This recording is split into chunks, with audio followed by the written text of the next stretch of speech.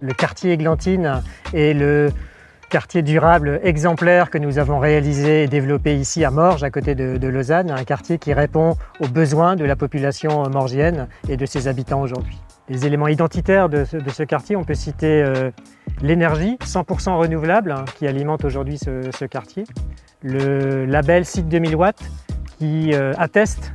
de la réalité des engagements qu'on a pris. Et puis peut-être l'ADN participatif de ce site qui est né de la démarche Morges Dialogue initiale, mais finalement elle a perduré tout au long du développement, cet ADN participatif. Ce qu'on peut dire, c'est que la diversité architecturale ici de ce quartier, ou la qualité des espaces paysagers, est vraiment le fruit de cette mobilisation de l'intelligence collective de l'ensemble des partenaires qui ont œuvré sur ce site. Premièrement, le quartier d'Églantine y répond à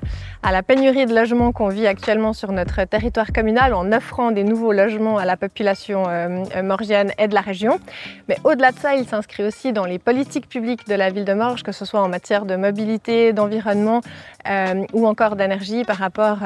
à son exemplarité. Une des étapes clés de réussite du quartier, c'était le plan d'affectation qui a permis en fait de fixer les normes constructives mais aussi la qualité paysagère du quartier. Un soin particulier a été mis sur ces aspects-là, notamment la charte paysagère qui a été définie, et puis aussi l'organisation des bâtiments qui a permis de dégager passablement d'espaces vides ou libres pour les aménagements et les espaces communautaires, et puis aussi l'organisation, puisque sur le site il n'y a aucun véhicule motorisé puisqu'ils accèdent au site par le parking souterrain, et c'est toutes ces dimensions du plan d'affectation qui ont participé à la qualité du projet. Et puis le dernier élément que j'aimerais mentionner, c'est aussi la diversité, la mixité au sein de ce quartier, puisqu'il existe plusieurs types de logements, des PP, des logements en location et puis des logements aussi d'utilité publique. Quand on a cherché un quartier pour pouvoir s'établir, on a plusieurs critères, notamment c'était proche d'une gare principale, on voulait être proche de la nature et on voulait pouvoir aller à cette gare en se déplaçant à pied. Et puis parmi tous les endroits qu'on a pu visiter, Églantine était le seul qui matchait toutes les cases. En fait, on a la chance dans ce quartier d'avoir